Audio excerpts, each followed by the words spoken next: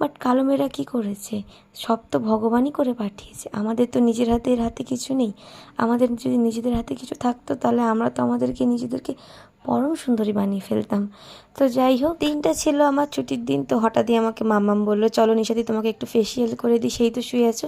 আমি বললাম ঠিক আছে, তুই ফেসিয়ালটা কর, আর আমি আমার মতো সিরিয়াল দেখি। আর দেখতে পাচ্ছ আমার সাথে আমার মাকেও আমি ফেসিয়াল করে দিয়েছি।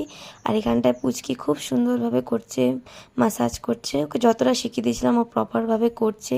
ও কিছু একটা শিখছে, এইটাই যেন ও সারা জীবন ধরে রাখে। শেখার চাহিদাটা ওর প্রচণ্ড পরিমাণে রয়েছে, এই শেখার চাহিদাটা। তো ও আমাকে বললো বলেই আমি কিন্তু ফেসিয়াল করছি, নাহলে কিন্তু আমার একদম ইচ্ছে করছিল না যে কিছু করি, শুধু ইচ্ছে করছিলো একটু ল্যাদ খাই। আর এখানে দেখো আমার টুনটু বলছে কি, অমি আমাকে একটু এরাম এরাম করে দাও না গো, এত বদমাশ। তো যাই হোক, ও আমাকে ফেস প্যাকটা লাগিয়ে দেয় আর 15 মিনিটের জন্য আমি সেটাকে রেখে দিই। তারপর যখন শুকিয়ে যায় সেটা ও রিমুভ করে, দেখো কত সুন্দর মাসাজ করে হালকা